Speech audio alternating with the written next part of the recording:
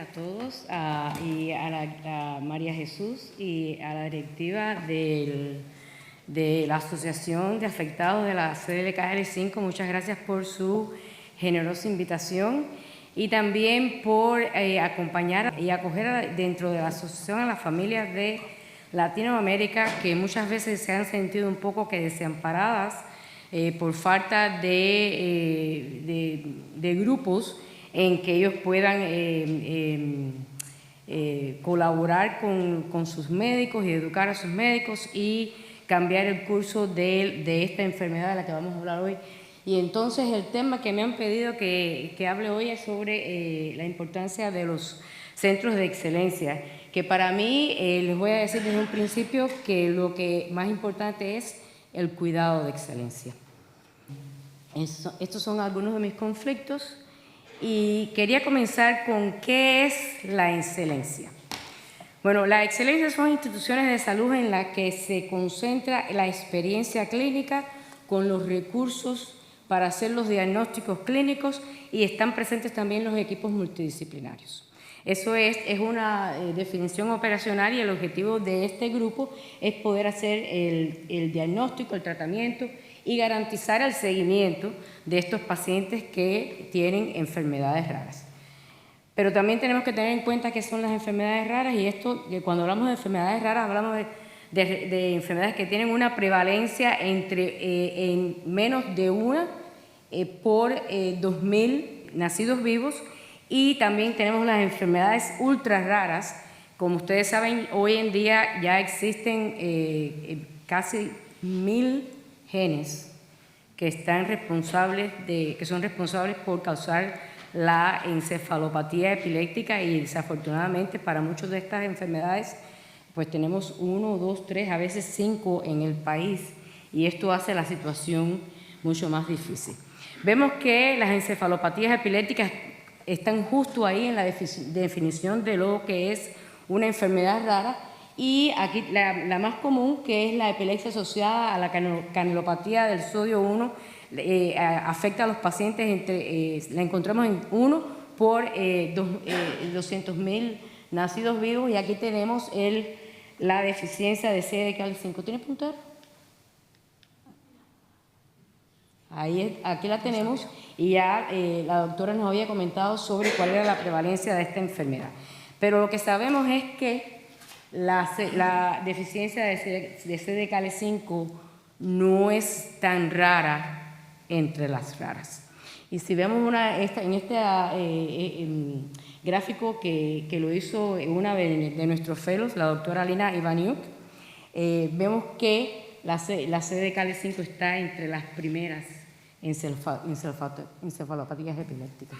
Entonces esto hace que debamos educar a todos los profesionales de la salud. La primera vez que yo me encontré un paciente con CDKL5 fue en el 2007 y yo era residente de neurología en esa época en la Universidad de Michigan.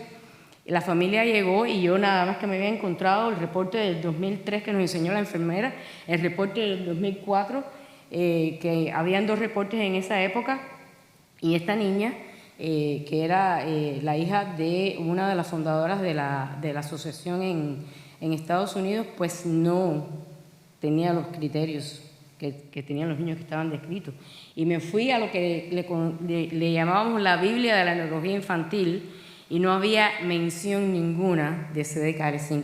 Y tampoco había mucha mención sobre la canalopatía de sodio número 1, que ya en esa época se conocía y se había descrito. Pero desde esa época hemos aprendido mucho. Entonces, una de las cosas importantes es qué es la excelencia, ¿no? La excelencia quiere decir que usted está en una institución donde le ofrecen, o en un centro, alta especialización, donde hay especialistas, y ojo con esto, yo sí quiero hacer un comentario porque de la manera en que yo me inserté en la práctica de la encefalopatía epiléptica era porque, ustedes tienen que estar de acuerdo conmigo, había muchos padres con niños con encefalopatías epilépticas y los neurólogos no estaban interesados en esas patologías. Entonces lo que pasaba era que lo que hace falta es que tenga un especialista que además tenga el interés en la enfermedad y en ayudar. ¿Sí? ¿Coinciden o no? Sí, eso es muy importante.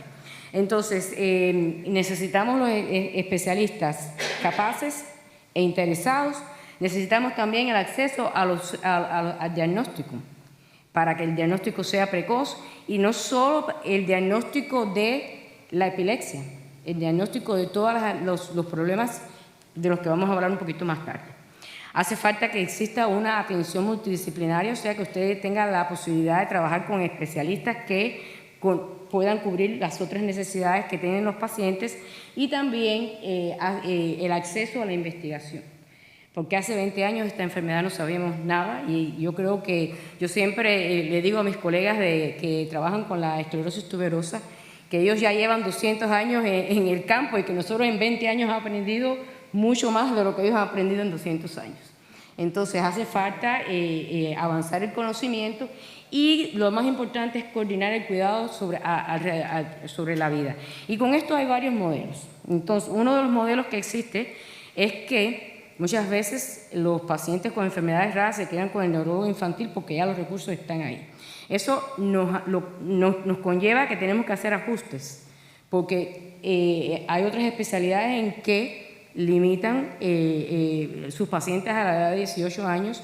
Entonces, una de las cosas que nosotros hacemos en nuestro centro es que garantizamos que estos pacientes puedan tener el acceso al internista, al gastroenterólogo y a los ortopédicos y a las otras especialidades que hacen el cuidado de mayores. Hay que traer los adultos, los profesionales de adultos, al cuidado también de ese grupo que permanecen bajo la coordinación de el neurólogo o el epileptólogo infantil como coordinador primario.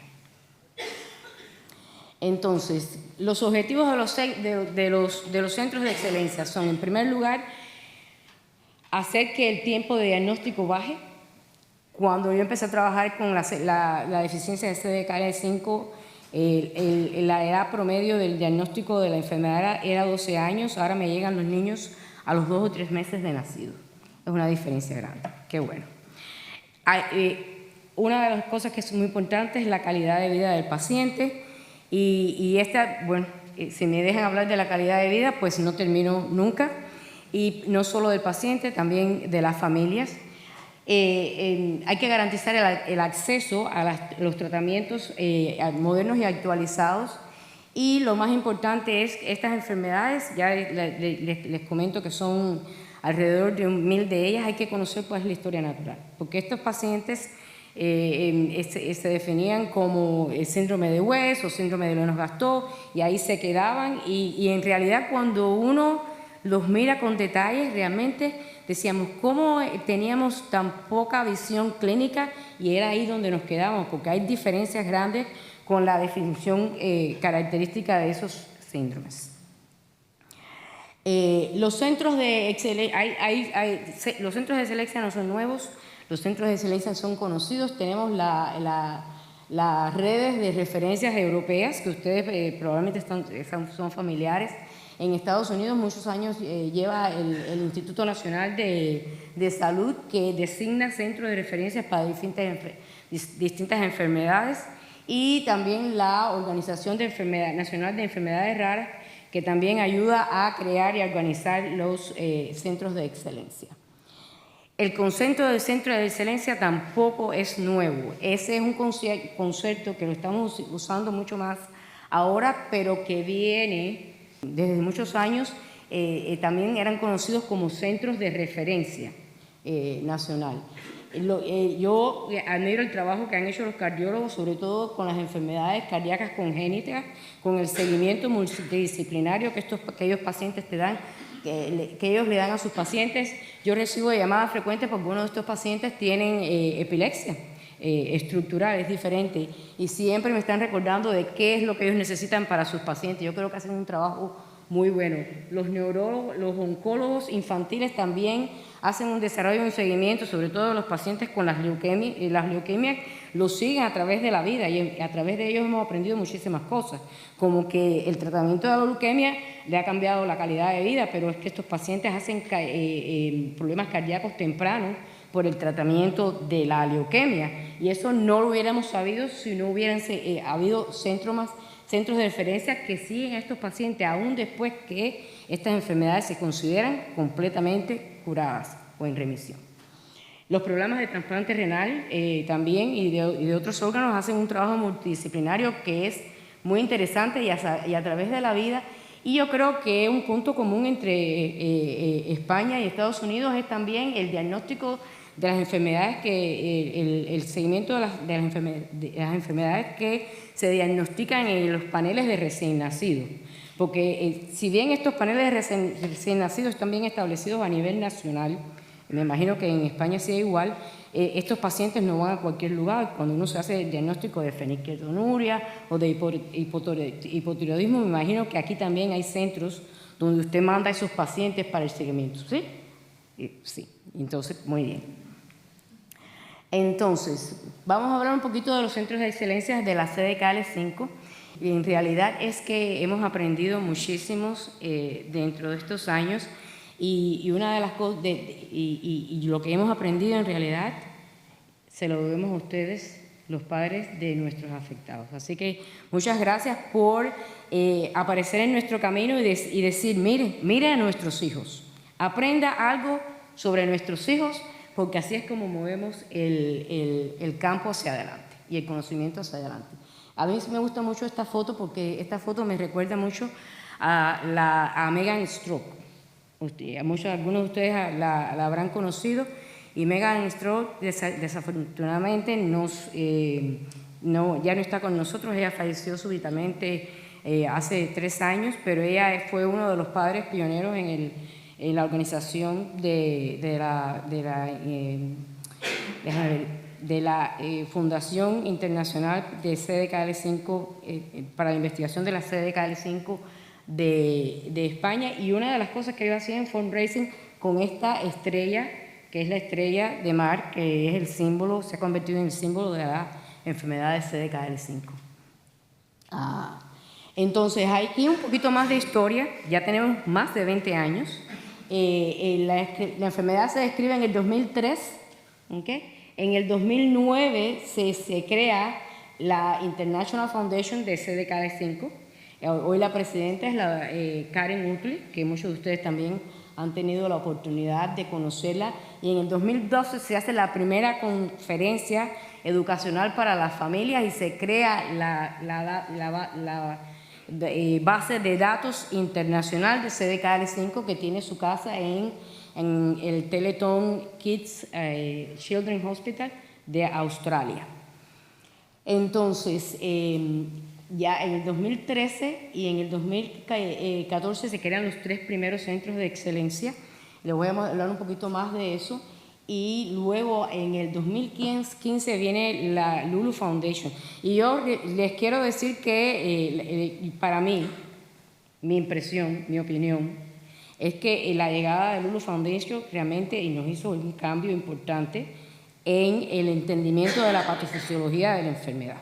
Porque ya veníamos con aclarar cuál es el cuadro clínico, pero qué pasaba a nivel celular y no lo sabíamos. No lo sabíamos nada, y que realmente Lulu cambió el campo. Y ya, bueno, cuando hice esta diapositiva, habían 8 centros de excelencia, ya somos 10, y una de las cosas importantes en Estados Unidos es que ahora tenemos un código que es específico para la deficiencia de CDKL5. Y de los códigos, de la importancia de los códigos, podemos tener otra conversación, pero eso es para otro día. Entonces, yo les quiero presentar este mapa, y les quiero presentar este mapa porque me parece que es muy interesante que ustedes vean dónde están las áreas urbanas mayores de Estados Unidos, donde existen más de 20.000 habitantes, y como ustedes ven, los centros de excelencia no están necesariamente donde están las áreas mayores urbanas.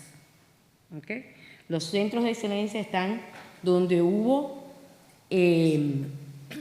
grupos de médicos interesados en desarrollar y hacer diagnóstico de la enfermedad. ¿Okay? O sea, que de nuevo es un punto clave.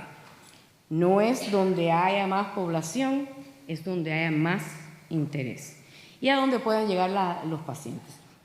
Yo les quiero mostrar un poquito del área mía. A ver, me pasé. El área, aquí estoy yo en Cleveland, esto es Ohio, el norte de Ohio, este es el estado de Michigan. Mis pacientes llegan hasta Chicago, ¿okay? Y de este lado llegan hasta Pensilvania, el norte de Pensilvania, de este lado llegan hasta West Virginia. ¿Okay? O sea, yo cubro toda esta área. Hubo algún momento que llegaba los pacientes hasta aquí. Esto es bien difícil. Esto es una distancia grande en Estados Unidos, muy grande. Entonces ya somos 10. En realidad estos son los centros de excelencia, estos son los centros donde se hace la investigación, pero hay otras áreas que han surgido por la incidencia y la prevalencia de la enfermedad. Hay muchos pacientes en Michigan, entonces ya hemos logrado coordinar con la Universidad de Michigan y con centros en Grand Rapids que están en el lado oeste de Michigan para crear grupos con los que podamos coordinar el cuidado de esos pacientes, porque no es realístico. Y además aquí tenemos unos inviernos brutales, que hay que añadirlo eso a la ecuación. Entonces, les hablaba también sobre, les quiero hablar un poquito del modelo que usamos nosotros. El modelo tradicional con el que empezamos en el 2014 es el modelo que usa Denver y que usan Boston y que han adoptado otros de los centros de excelencia. Y es que el paciente viene un día, se le da una oficina y ven un médico detrás de otro, ¿no? Eso no funcionaba para mí. Y la razón por la que no funcionaba, esta es una foto aquí del campo de nosotros. Ven muchas, es una ciudad, ¿no? Entonces aquí está el hospital de niños, ¿okay? Aquí está la oficina mía, aquí están los oftalmólogos. Imagínense que el día entero se lo pasa uno de un lugar a otro, porque el oftalmólogo no puede ver el paciente mío en la oficina. Yo no tengo los equipos que tienen ellos, ¿sí? Y el gastroenterólogo está en el hospital de niños. Entonces se empezó a hacer impráctico y en el 2015 la psiquiatría infantil y la epilepsia infantil tuvimos una iniciativa de comenzar a hacer la telemedicina. Y entonces ahí decidimos hacer el cambio del modelo y ajustarlo también a las inclemencias de nuestro tiempo. En el verano vienen los pacientes, los vemos en las clínicas, y en el invierno la telemedicina. Así es como funciona. Lo otro que les quería mostrar es que el hospital de nosotros, este es el campo, aquí tenemos el campo mayor, principal. Pero mire, el cuidado, las oficinas, todas estas oficinas son las oficinas de neurología. Esto todo es en el norte de Ohio. Entonces estamos regados por donde quiera. Decidimos adoptar otro modelo que además de tener la clínica aquí, ahora también la tenemos aquí. Yo voy allí, los pacientes llegan allí. Tiene más acceso a las autovías y el acceso para el parqueo, que es una de las cosas que se quedan los padres también aquí, es mucho más fácil. Es sin drama. Yo le digo al jefe mío que me quiero mudar para allí completamente. Entonces, ¿qué cuidado proveemos? Yo creo que las guías, Ángel, aquí está parte del grupo, aquí estamos todos los que llevamos tiempo trabajando. Esas guías se hicieron con la participación de los médicos y de los padres. Tenemos también algunos padres que hicieron recomendaciones para la creación de estos guías. Y esta fue un trabajo internacional, ¿okay? Participaron muchos países. Y entonces las guías están publicadas, están traducidas en español y están afuera, lléveselas, porque si usted no tiene un centro de excelencia, por lo menos tiene las guías y debe tener idea de qué es lo que debe estar pasando con su niña o su niño. ¿Okay? Entonces, las guías establecen el cuidado la primera vez que llegan los niños a la oficina, qué debe ser el cuidado anual y qué debe ser el cuidado cuando está clínicamente indicado. Entonces vamos a hablar un poquito de estas cosas.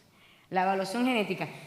Yo puse esta slide aquí porque el nombre del congreso es CDKL5 y otras encefalopatías. Y en realidad esto no aplica para la CDKL5, pero sabemos hoy en día que hay muchas de las otras enfermedades genéticas que hay que saber cuál es el efecto de la mutación para saber cuál es el tratamiento que vamos a guiar. Así que hacer esto es muy importante.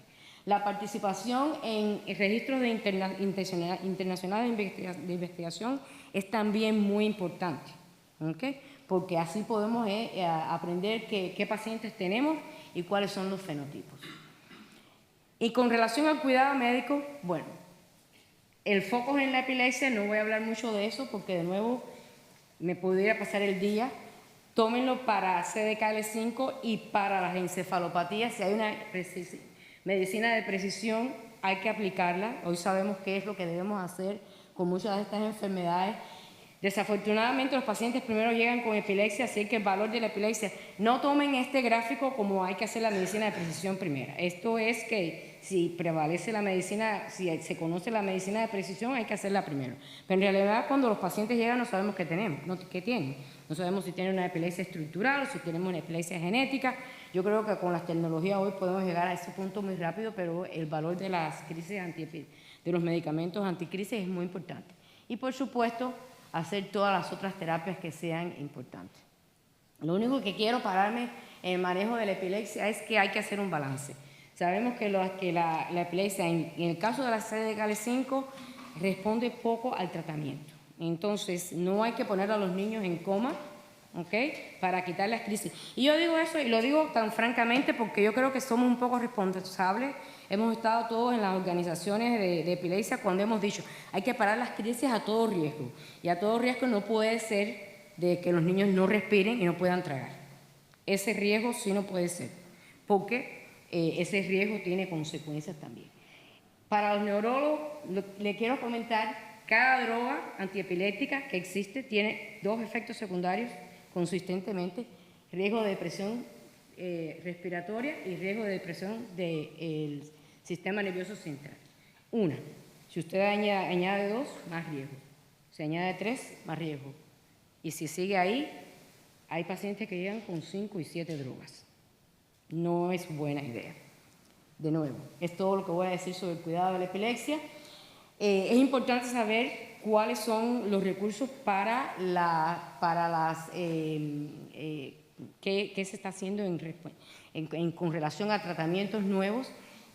Las clinical trials se registran todas en Estados Unidos y esto es muy simple. Usted pone la condición allí y le dice cuáles trials están y en qué estado están, abiertas, cerradas, en preparación, etcétera, y de qué tipo de intervención se trata también. Entonces, el manejo de la enfermedad incluye el manejo neurológico, cognitivo, de la conducta, de los síntomas psiquiátricos, que son más prevalentes mientras más leve sea el fenotipo, y también del cuidado sistémico. Entonces, un poquito sobre el cuidado neurológico. Debe hacerse al diagnóstico anualmente y cada vez que hay un cambio. Esto incluye la evaluación de las crisis epilépticas, de los movimientos anormales, de las estereotipias, del sueño. Es importante que se diferencien, porque muchas veces los pacientes tienen estereotipias y se están tratando como crisis epilépticas. No es buena idea, ¿no? Y las parasonias también están presentes en nuestros pacientes, ¿sí? O sea que hay que identificarlas. Y, por supuesto, la evaluación del desarrollo psicomotor también a través de las diferentes etapas de la vida. La neuroimagen, esto es uno de los puntos débiles que tenemos, que se debe hacer al diagnóstico. Cuando llegan los niños sabemos que tienen una epilepsia estructural o genética. Desafortunadamente hay muy poco dato con qué pasa con la neuroimagen a través del tiempo y todos sabemos cuáles son las complicaciones, pero hay algunos estudios que nos han dado alguna información. Y electroencefalograma. La discusión del electroencefalograma es variable. Yo sé que hay neurólogos que comentan que no tienen valor. Nosotros hemos hecho un trabajo exhaustivo y eso les puedo hablar de otra ocasión.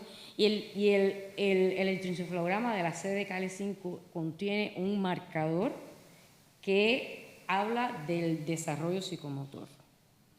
Eso es un trabajo que está en publicación, está por la revisión número 2 en la revista de neurología y esperamos que salga pronto, pero si quieren más tarde les comento sobre esto. La evaluación oftalmológica es importante, sabemos que no hay problemas de retina, sabemos que muchos niños tienen todavía problemas de ambliopía y necesitan espejuelos y además los problemas de la cortical visual impairment. No sé cómo decirlo en español, me perdono. ¿Cómo? Ceguera cortical, el problema de la ceguera. No me he encontrado con muchos problemas de audiología, pero hay que hacer el pesquisaje porque pudieran pasar. Las terapias es una de las cosas con que he tenido una guerra tremenda porque los terapistas en general piensan que las terapias son para mejorar y no tienen el concepto de que la terapia es para mantener. Entonces la terapia hay que mantener también, porque ustedes que tienen la experiencia están de acuerdo que si los niños tienen mucha distonía, se hace muy difícil hacer el cambio del pañal. Cosas tan simples así. O sea, que esa movilidad hay que mantenerla y muchos de estos pacientes llegaban a los terapistas y decían, no progresa. Y me los cancelaban las citas. Y entonces pues me tocaba hacer una pelea grande porque hay que mantener la movilidad de todas las extremidades y hacer logros que se pueden hacer. Yo no creo que yo defina la enfermedad de CDKL5 como una enfermedad en que hay una regresión. Realmente vemos una fluctuación del desarrollo psicomotor. Si hay regresión, luego va seguido por un mejoramiento también. O sea, es una enfermedad que a diferencia de REE, yo la veo que fluctúa mucho más más que hacer una regresión como tal. Terapias de todo tipo. Aquí tienen la lista. Al diagnóstico y de rutina. No es anual, es semanal. Entonces, además de la rehabilitación, la pesquisa de los problemas sistémicos. Sabemos que existen, hay que salir a buscarlos. Es mejor que estemos presentes allí antes de que los problemas lleguen. Entonces, sobre el cuidado sistémico, a mí siempre me gusta hablar de este estudio con un estudio de Norway, y ellos hicieron la definición, en vez de la encefalopatía epiléptica, ellos hablaban de las enfermedades de epilepsia de comienzo temprano en la vida. Y ellos encontraron que el 78% de estos pacientes tenían más de un problema médico. ¿Okay? ¿Y cuáles eran? Miren, aquí están. Además de la epilepsia, problemas de la comunicación, los problemas de conducta, los problemas gastrointestinales, los problemas de la ambulación. ¿Sí? Parece familiar. Esto es epilepsia de comienzo temprano. ¿Qué síntomas sistémicos tenemos que ir a buscar? Sabemos que el 85% de los pacientes tienen problemas gastrointestinales, ya la doctora nos habló un poquito sobre eso. 32% tienen problemas respiratorios, esto es muy importante.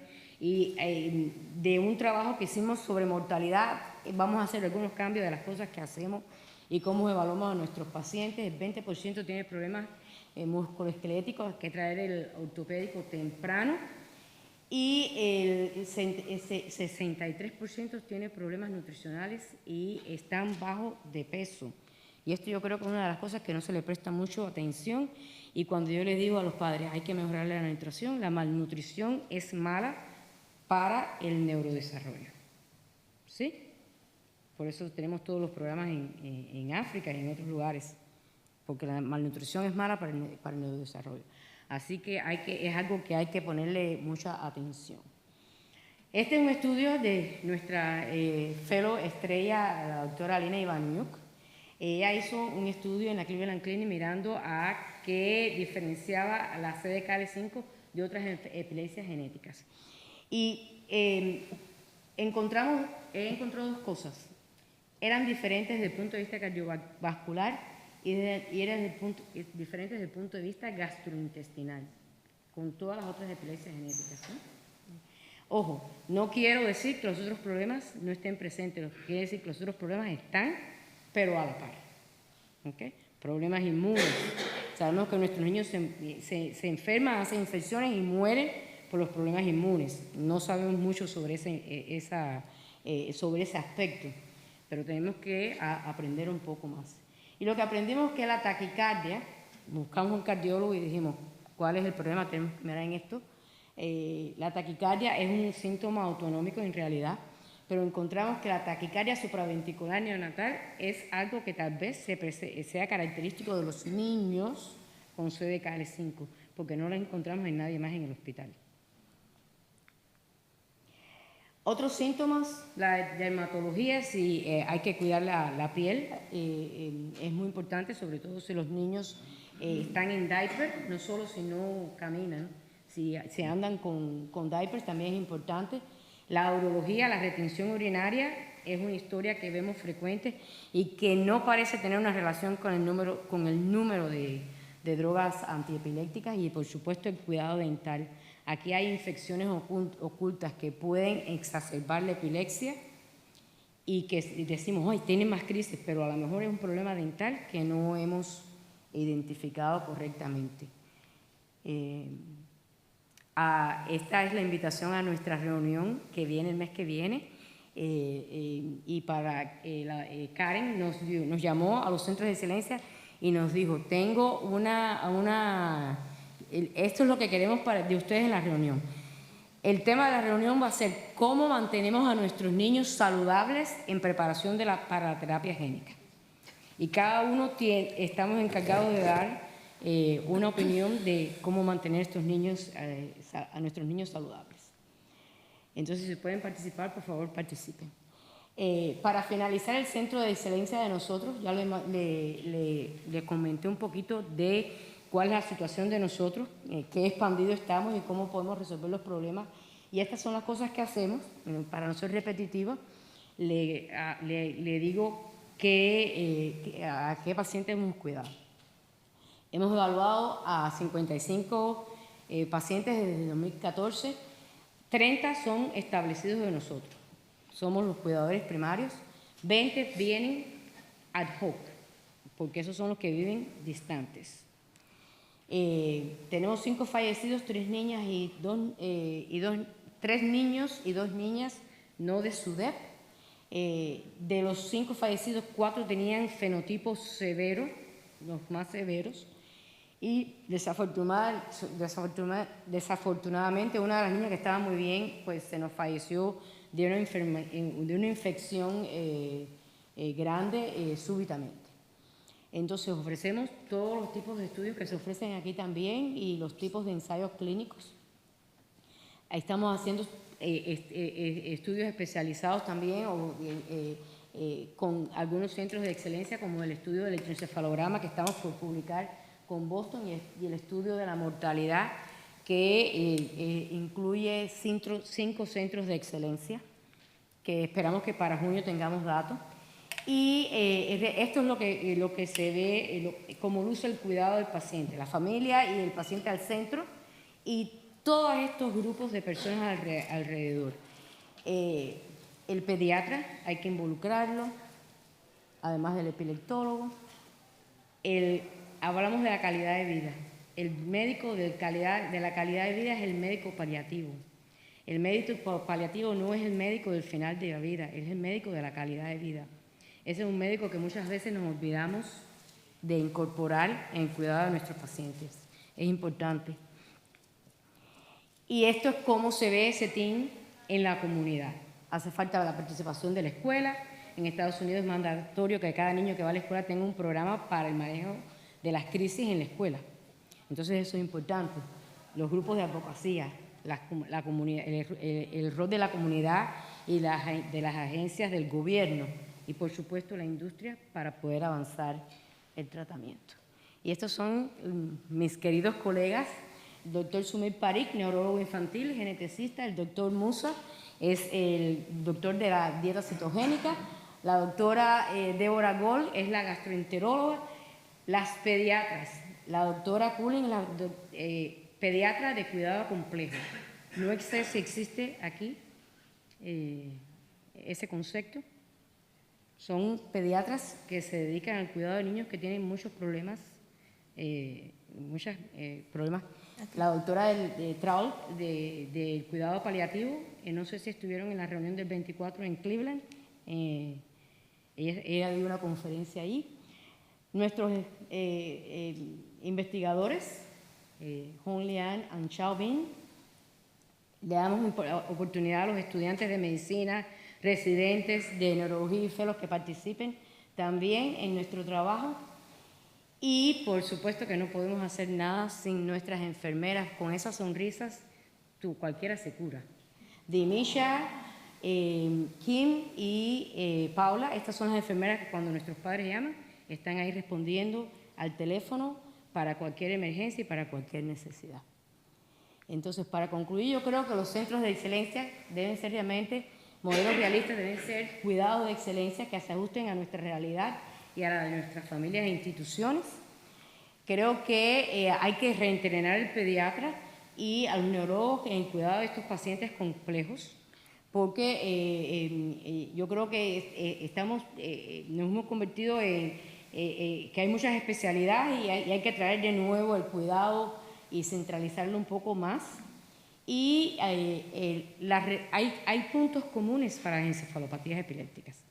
Lo que se aplica para la CD-CAL5 se puede aplicar para las otras enfermedades. Entonces, realmente las guías de cuidados se pueden aplicar a cualquier encefalopatía epiléptica y del desarrollo.